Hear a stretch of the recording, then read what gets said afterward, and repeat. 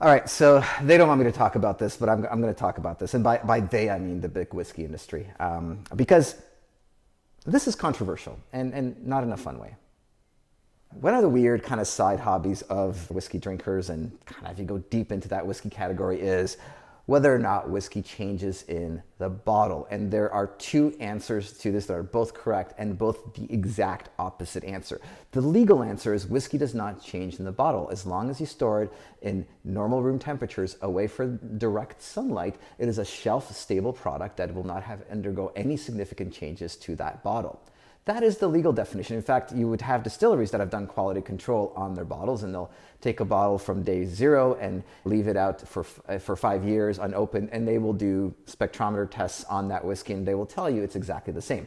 Of course, that same group of scientists will also tell you that our palate is a little more sensitive than today's spectrometers, and we can actually detect a little bit more than the most modern technology can from a palate perspective. That's why every single whiskey maker in the world from every single distillery doesn't just look at the spectrometer, they use that as a way of finding flaws, but they will have a human being taste every single batch, because ultimately our palate is the judge of what the whiskey is.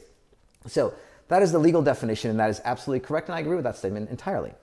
But the other answer is that whiskey does change in the bottle. Now, gets a little controversial because it probably doesn't matter if you're drinking it on ice. It probably doesn't matter if you add a couple of drops of water to it. It definitely doesn't matter if you're drinking it as part of a cocktail. However, there is a change in the bottle, and a lot of people think it's oxidation, but it's not oxidation. Most of the oxidation happens in the barrel of whiskey. In the bottle, there's oxidation is such a slow process by that point that there's just not enough time. Like, sure, if you leave it in the bottle for 30, 40, 50 years, oxidation is a reality where, flavors kind of get broken down to simpler molecules until it kind of tastes bland or flat. But there is something else that's happening, and you're not going to like this. You see, I'm going to take these two whiskeys. They're both Glenfiddich 14. They were both given to me by distillery. I happen to have one that I drank through all the way, and I happen to have another one that's just been recently opened, as in last week. And I'm going to pour the recently one here, and I'm going to put it on my right side. And the one that's been open for, I would say, about 6 months on this side, that's mostly empty. The problem is something called diffusion. And diffusion happens when you open up a bottle, you have all this active, very volatile alcohol molecules and other flavors that pop out of it, and you have fresh air moving in, right? Because, of course, gaseous molecules go from high density to low density. So, of course, in the air, there's not a lot of alcohol. Therefore, the whiskey is slowly, very slowly, don't panic, very slowly evaporating. But the problem is that art of pouring the whiskey takes that air and replaces it. So when you pull it back up and you pop the cork back in, that air has now a blend of the air in your room.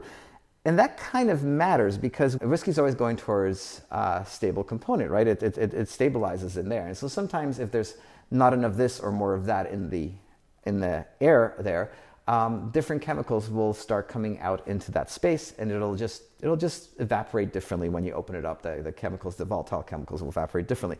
Mostly it's the alcohol, right? Because you will lose a little bit of alcohol every time you pour it. So that's kind of the science behind it. But let's actually taste these two and see if there's a difference. On my right is the freshly poured bottle. A lot of sweetness that comes and envelops the palate, with a lot of peppery spice and butteriness towards the finish. So you got kind of like two stages. The first is the rich textures that come through, and as those settle off the palate, you're going to have the rougher kind of American spicy cinnamony paprika notes. It's got a lot of oak influence, which I like, because I think if you're going to finish something in cognac barrels that are very sweet, you want to have that previously American oak ex-bourbon barrels to really take center stage towards the end, because you want it to be peppery and you want it to be dry. And I think that really does a really wonderful job with that. Yeah, a lot of cinnamon spice. I've added a couple of drops of water in this, and it does open up a little bit more, favoring the American oak barrels versus the cognac barrels. Very, very nicely done. So now let's taste this almost empty bottle. Now, funny enough, a little less syrupy, a little less sweet, a little quieter in the notes. I'm getting a little bit more American oak. I'm getting a little bit more caramel. So if I was to nose these side by side, this, you definitely get the cognac barrels. It's very forward. This less so. You're getting more of the American oak, but the sweetness is there. It's just not as present or not as well developed, I'd like to say. You know what? Still nicely balanced and still wonderful. It's not as forward rich. It's not as luscious. Sweetness does carry over the palate nicely. I would say it's even a little more composed because with the newer bottle, you're getting a harder hit of sweetness and then a quick transition into the American oak spiciness and the paprika spice. In this, you're kind of getting a softer transition. And that makes sense because some of the sweetness has settled down, some of the alcohol has also evaporated, so it transfers a little less across the palate. Anyway, really lovely done, nicely done. It has a few more bitter notes. It reminds me of like a Manhattan, this kind of the bittery notes that you get in a Manhattan. Well, maybe Manhattan, like a dry Manhattan. So very kind of complete flavor profile.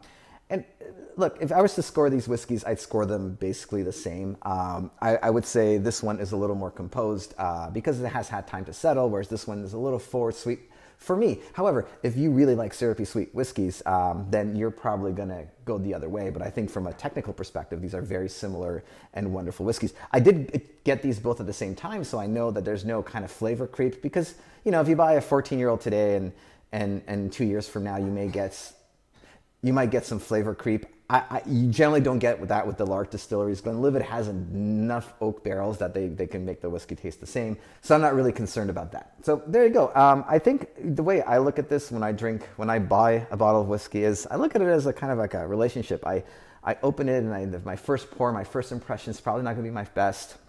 I kind of look at it at this stage and I'm starting to really get used to the whiskey and have it open up. And then as I get towards the bottom, when it's this full, I start drinking it more quickly. I just kind of have it in the front so that the next time I just want a whiskey and I'm not really too picky of what I'm drinking, I'm going to drink the bottle that's mostly empty. You know, friends and I like to have a whiskey heel party where it's a heel the last little bit where we take our best bottles that are really terrific bottles. Instead of having them sit around for 6 months, we bring them to friends' houses and we just drink through them because I think that's the best way to share those bottles because the longer it's at this level, the more it will change. And just why do that to your whiskey? You want your last sip of whiskey to be the most delicious one. I think the problem with this conversation is it's used for gatekeeping. Like sometimes somebody pours a whiskey and they're saying, hey, I didn't like the whiskey that you liked. And that person that is offended says, well, was it a neck pour, dude? Because if it's a neck pour, it doesn't count. And the neck pour is literally that first little pour of a whiskey. Now, I happen to agree that the neck pour does matter. I happen to think that the first pour of whiskey is tighter for my palate. It might not be for yours, and your palate might be more tuned to other flavors than mine is, and therefore not as sensitive to that. But I do find the first pour of any whiskey a little tight. And by tight, I mean the flavors are compressed, and it's kind of hard to stretch them out. I usually swirl a glass or add a couple of drops of water and it kind of loosens that glass up and then I can taste it a little more appropriately. But afterwards, like when you're at this level here, perfectly, this is kind of the part of the whiskey where the whiskey starts tasting like itself.